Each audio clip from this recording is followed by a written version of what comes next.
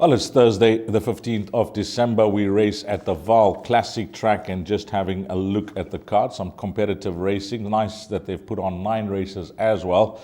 So the exotics will all begin in race number 2. Joined as always by Alistair Cohen when it comes to Highveld racing.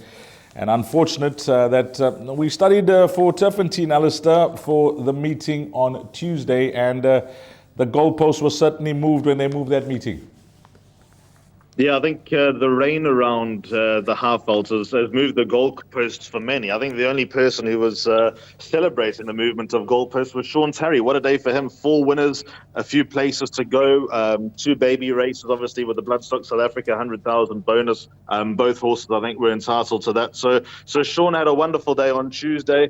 Rain in Holland perhaps being the only down from the yard. I suppose in hindsight, she takes a bit of racing to get to her peak, and also not everything went according to plan in running, but she'll be back to fight another day. I don't think she'll be running at Hollywoodbets Kenilworth on Saturday in the Victory Stakes. That was a bit of a safety net from Sean, but all in all, I actually thought that was a good race meeting. But here we are on Thursday the 15th with, dare I say, a bit of a plain spread put together for punters, but we'll try and get our way through it.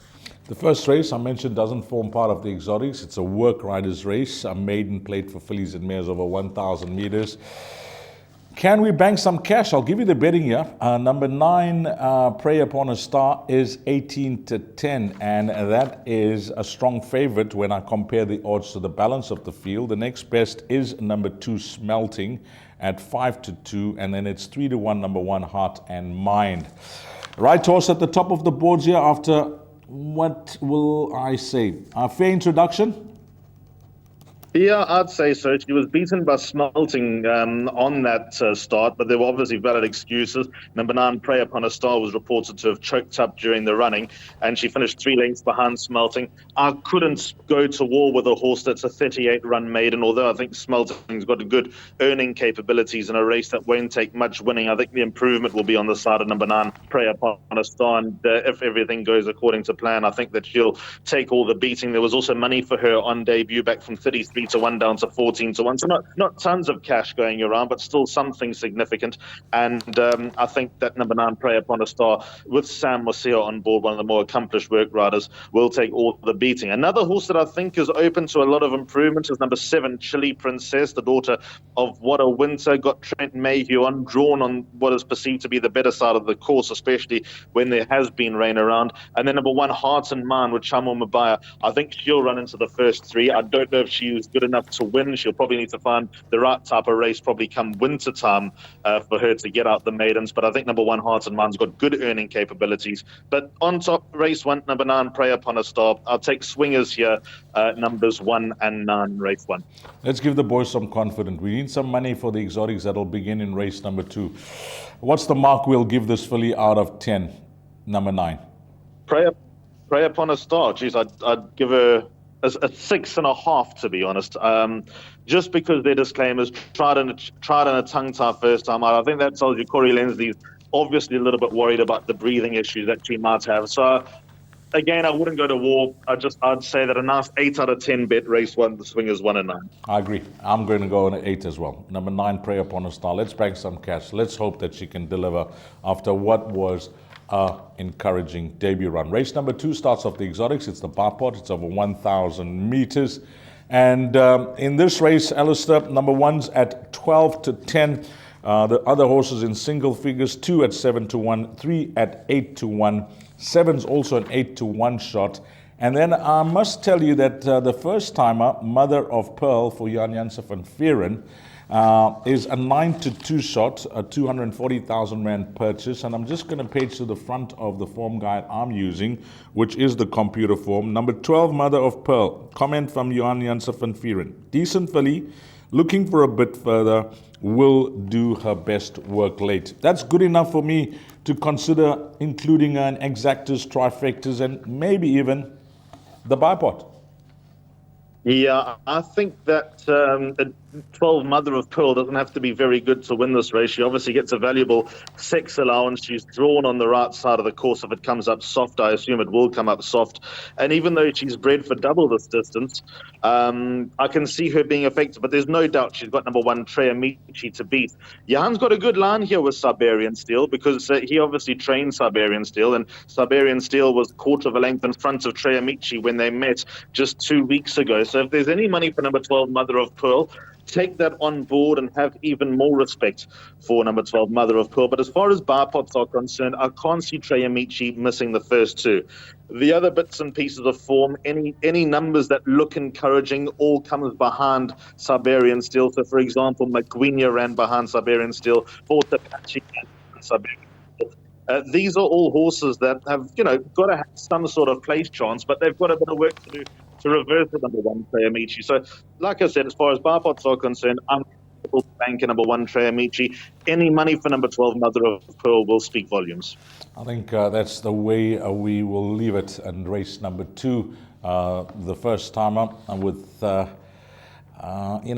9-2 in the betting market. We'll see what happens with that betting, but a deserved favorite here, number 1, Michi, in race number 2. Race number 3 starts off the place accumulator, 1,450 meters.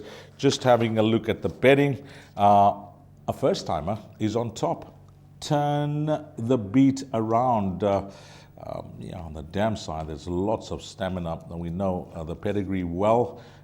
Jeppy's Reef, Disco, the siblings, all useful stayers.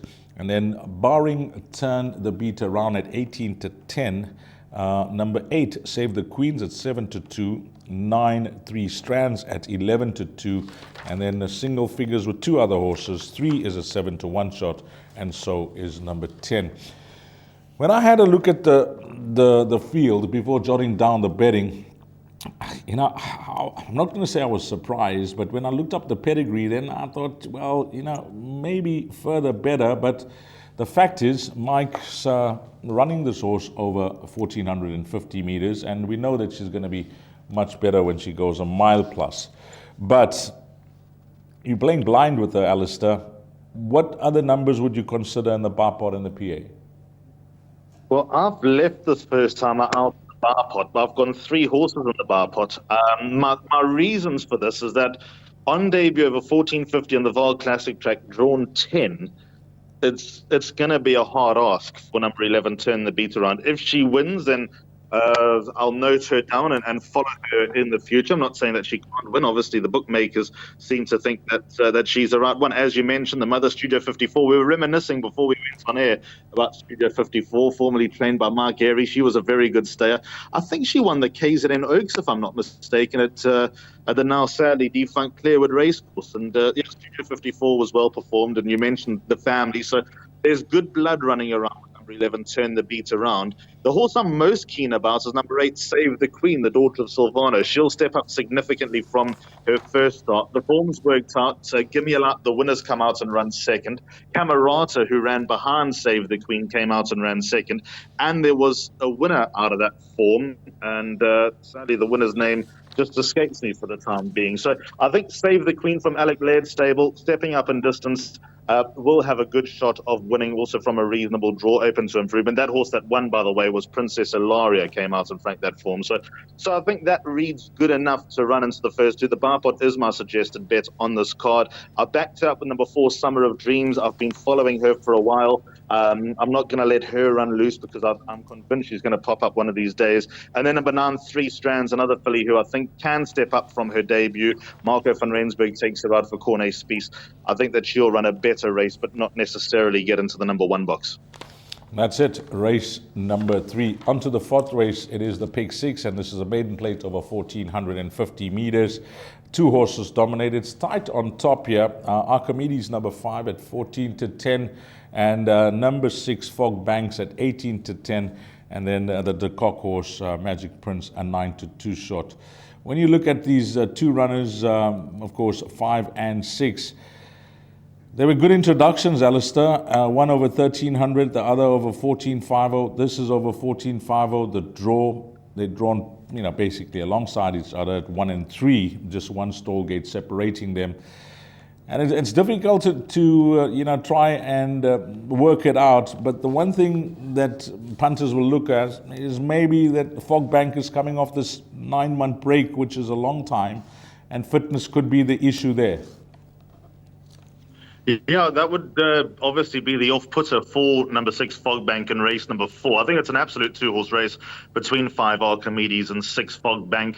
Fogbank running, of course, so close to East Coast, who subsequently went on to run a cracker in the Victory Moon and running third in the Dingons. And I think being gelded, that's also a positive sign. But then Archimedes, we've got fitness on his side. The Winter Greetings come out and franked her own form and franked it in good style just a week ago. I think that Archimedes may have sprung up on connections, having gone off at 100 to 1. But the point being, this is a shallow race. If you took those two out, number 7 Magic Prince would stand out. Showed good improvement from first start to second start. But I think if you put East Coast next to Magic Prince, I think Mark de Kock would laugh at you. So 5 and 6 for me in the bar pot will be 5 and 6 for me in every bet. I'd even take exactly. Yeah, 5 and 6 looks the 2, and if you're looking for one more, then maybe Magic Prince from the de Kock stable in the first leg of the Pick 6, if you want to be safe. I think those 3 runs will be good enough, but I agree, Alistair could be on the mark here with numbers 5 and 6. Race number 5 is over 1,500 meters, and this is a merit-rated 80 handicap, and when I had a look at this race, 2 runners possibly could be the play like we've done in the previous race. The first one being Meridius, Ashley Fortune's runner, who took his place in the Dingans and finished towards the back of the field. But you know what I noted about that Dingans form line, Alistair, and I've been keeping a close eye on it. The form line's holding up well. You know, Electric Gold coming out to win, Otterlucan coming out to win as well. And this horse, Future Pearl, on the other hand, a horse that's just growing in confidence now that they've gelded him and, tried him with the blinkers and the tongue tie. The gelding coupled with the equipment change, seen him to be a different horse these days. And Terry's Yard is absolutely flying, so that's another big positive for number 8, Future Pearl. I'm going to go with them because added to your attributes, which are all absolutely spot on, number 8, Future Pearl's got to be above the handicapper as well. Got £5 for the win last time. I know Lebecchio was well beaten at the Vaal on Tuesday, but with that said, I think number 8, Future Pearl, with 50.5 kilos on his back again, with Sianda Sasibo riding nicely to go with Sean Terry's good form. I think number 8, Future Pearl's, well teed up here. What's the weight difference? 8.5 kilos between 4 Meridius and 8 Future Pearl. I know where my money will go. As you say, though, Meridius does bring very strong Dingons form into the picture. I've always been a fan of his. The blinkers come off number 4 Meridius. I don't know if I'd be willing to blame the blinkers for the run in the Dingons. Maybe it was just outclassed, but I think coming into this level against horses that have either heavy weights or probably, the form could read a little bit better. And also, as all viewers know, I think the 4-year-old Colton Gelding department is very strong this season. So I'm willing to go with these 3-year-olds, but 8 Future Pearl, pretty solid first selection. Yeah, looks that way. And the weights, and of course, Meridius is the cover if you're playing that Pick 6 and Jackpot 1. Race number 6 over 1,000 meters. Well, the first 2 legs of that Pick 6, we've managed to narrow it down. What's our numbers in this leg? Because they are betting 5-2, number 2, Pindem Zala. Number 3, Trust the Fire at 2-1. 4-1, Looking Hot. That is number 4. 9-2, number 5, Quick Run. And the other horse in single figures is number 7, Bridge of Spears. Numbers here? 3, 4, and 5 in my bar pot. In the Pick 6, I'd definitely be backing up with number 2, Pinderim Zala, 7, Bridge of Spars. I'd even have a bit of time for number 6, Earl of Cardigan, under Jeffrey Taster, who's recently back in the country after his couple of months in Bahrain. First choice here would be number 4, Looking Hot. I like the look of this filly in this MR66. Malasela Kichedi takes her out for Wayo Mowing. Last run was a good run when beaten by a stable companion. There she goes. I think she holds a reasonable level of form for this level of race. And number 4, Looking Hot, would be my first selection. Number 5, Quick Run. I thought when she won a maiden, that would be it. And I know she hasn't won since, but the point is the last time she came out with a good run behind the bang-in form Dancing Dora. Gabriel Peterson takes 1.5 kilos. Gabriel got stood down, by the way, towards the end of Tuesday's meeting. So just check out if Gabriel will be on number 5, Quick Run. So just watch the press for that. And number 3, Trust the Fire, is a real triumph. Muzi Yeni takes her out for Bull Heman. I remember Muzi and Bull in Flamingo Park. They used to absolutely clean, but also of the ilk of number 3, Trust the Fire. So they're rolling back the clock. I'm sure Muzi would like nothing more than a winner at the Vaal. I know it's been tough for all these former Kimberley trainers going on to new pastures, and they're doing a lot better than what they say they are. So I'd be happy for number 3, Trust the Fire, to take home the glory. A race that I don't like, a race that I don't think anyone could be confident in. Bar pot numbers 3, 4, and 5. Pick 6, as many as you can afford, with 2, 6, and 7 definitely going in the play. Doesn't look like a race where you can try and narrow it down here, but hopefully it turns out to be the result for you. Race number 6 over 1,000 meters. We're on the 7th race. It's another race over 1,000 meters where the early scratching is number 7. So 7 runners go to post.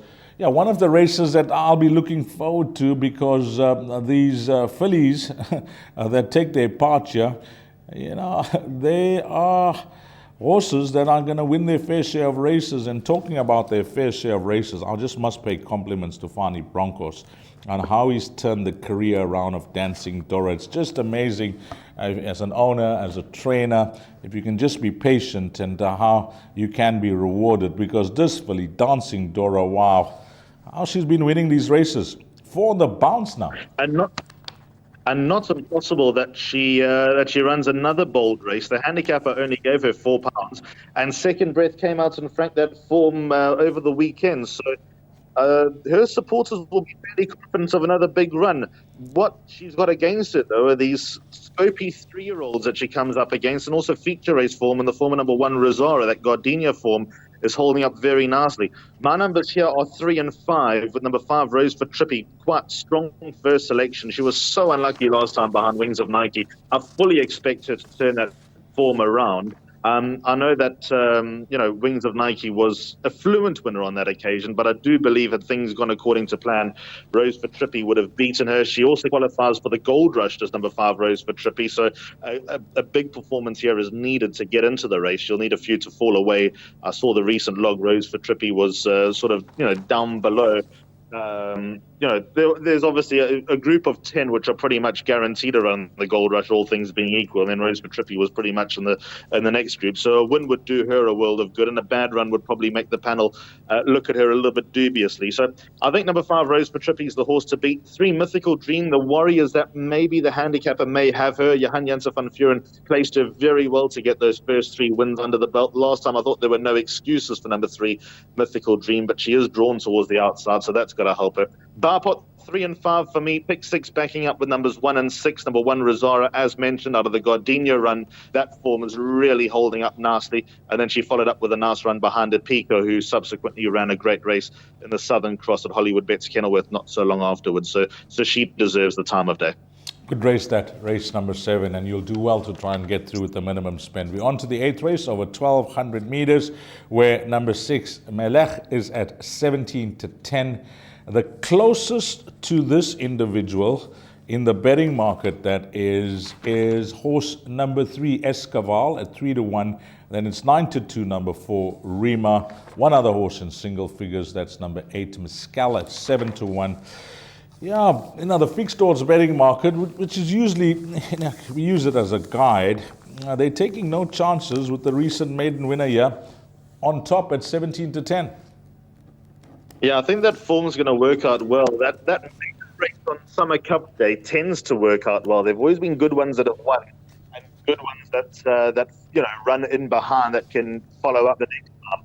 I'm willing to take number 6, Melech, on with number 8, Mescal. I think Mescal's a live wire in this event. He moved up with so come out down the straight at the Vaal, and then to Party River with a light weight, quite comfortably got the better of Mescal. But I think there were a few horses in behind that'll come and run well in races of similar nature next time. So I think number 8, Mescal, could be the one to follow the penultimate start behind Zarbomba, but, the form has worked out well. Although Zarbomba fluffed his lines, there were valid excuses for that. Zarbomba got cut into so badly in Turpentine a week ago.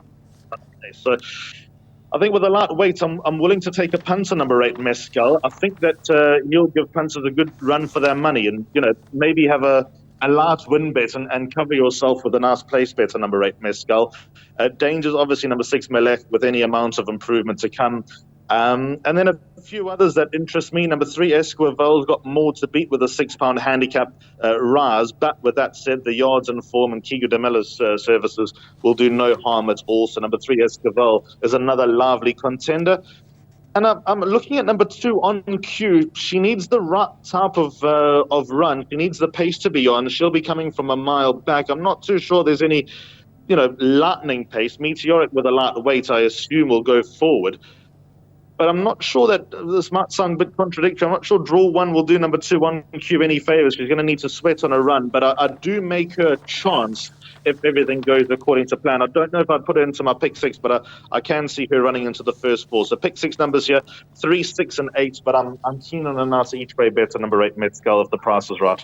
Nice value there. 7-1, number 8, Mescal, and we'll see whether that lasts. Good weight as well, 53 kgs. And a nice one, as Alistair mentioned last time out. We close it off in race number 9. It's over 2,000 meters. And if you want to use the betting as a guide, well, you are going to be confused here. And that's even going to make it tougher for you because there is no standout. They're betting 7-2 the field, Alistair. Number 7, Rarotonga Rose, the filly against the poise. In fact, one of the fillies amongst the fairer sex, one of the runners, on top at 7-2. And then it is 9-2, number 4, 11-2, number 10, and the other horse in single figures. Yep, number 1, Master of Coins at 11-2 as well. And then we got double figures, the balance. A wide open race. If you're running in the exotics here, I suspect you want to be loaded up. And the kicker with this race is the horses in form have got bad draws. Number 1, Master of Queen, draw 11. 2, Forged by Fire, who I put in the races, drawn okay in 8. 4, Flag Bearer, drawn deepest of all, 13. 7, Rarotonga Rose, drawn 12, although Keegan DeMello from a bad draw doesn't really worry me. I'm going to go with number 2, Forged by Fire in this race. I thought he was a tad unlucky last time, and coming back into this type of company, I think that he could be dangerous, son of Duke of Marmalade. I know that winning is a premium, but he has met the likes of Castletown, Total Protection. The run, obviously, to Faraway Winter was just to get him going again from a trip down to Abercat when he was with, I think he went to Yop Visser for a run, which was interesting. But I think number 2, Forged by Fire, is just building to form now, and I think might have found the right type of race for him to be dangerous. So I'm going to make him a tentative first selection. Paul Matchett, obviously, with I think it was 4 winners as well last Thursday at the Vaal. So we can follow the form with a little bit of confidence. 2, Forged by Fire, my first choice. 7, Rarotonga Rose. If she was drawn bet, I've always discussed this filly with Lawrence Werner because he thought Rarotonga Rose would be lucky to win a race. And I saw something through binoculars on the 21st of July when running third to Light of Day that I turned to Lawrence and I said, this filly's going to win a couple for you. She's not half bad. So I'd like to suggest that because I don't think she's half bad, that she'll run a good race here. Keegan DeMello obviously has to ride for Werner, so it's not like he jumps off number 8, Lady Region, and I think Lady Region will run a fair race. She's looking for this type of trip, and she won with ease last time out. And I think that could be where the race stops. 2, Forged by Fire. Nice each-way play for me in race number 9. That will be a way to end it off. 20-1. You found something, yeah. You may have found the gold. Race 9, number 2, Forged by Fire. I'll be watching this race, Ali. 20-1 shot there. Number 2, Forged by Fire. Let's move on to your suggested bet for the show, Alistair, which will come up now. And you've gone for a bipod. Yeah, I've gone for a bar pot. I'm just hoping that this kitty will set us up for the weekend at Hollywoodbets Kenilworth. What a card that is. Bar pot starts in race 2 at 12:30. Banker number 1, Trey Amici. By 4, 8, and 9, Summer of Dreams, Save the Queen, and 3 Strands. I'm hoping to survive there, although the price about the first time, it does suggest that you you might want to open up a little bit more. By 5 and 6, Archimedes and Fogbank, I think I'll double up there. By 4 and 8, Meridius and Future Pearl, I reckon a good chance of doubling up there. By 3, 4 and 5 and Leg 5, which is race 6, Trust the Fire, looking hot and quick run. Must be honest, just hoping to survive and knock one of the horses with a few tickets out. And then 3 and 5, Mythical Dream and Rose for Trippy. Close to banking number 5, Rose for Trippy, but backed it up with number 3, Mythical Dream, who deserves another chance. That's the bar pot from Alistair. We'll bring up my suggested bet, which is Jackpot 1, and I'll just read out the numbers. 4 and 8, bar 2, 3, 4 and 5, bar 3, 5 and 6, bar 3, 4 and 6. And that's a wrap of the show. Alistair, no need for an explanation. I just want your 1-2. Just your 1-2 for the Hollywoodbets Cape Guineas over this weekend. It promises to be one of the races of the season. Just your 1-2, first and second. Charles Dickens, Cousin Casey. Okay, that is Alistair Gowan. As always, thanks for him helping us for our previews on the high felt wherever we race at the Vaal or at Turpentine. And from the entire team at Gallop TV, Alistair Cohen and myself, Dee Steiner. Until we meet again, you take care. Salani Gashle.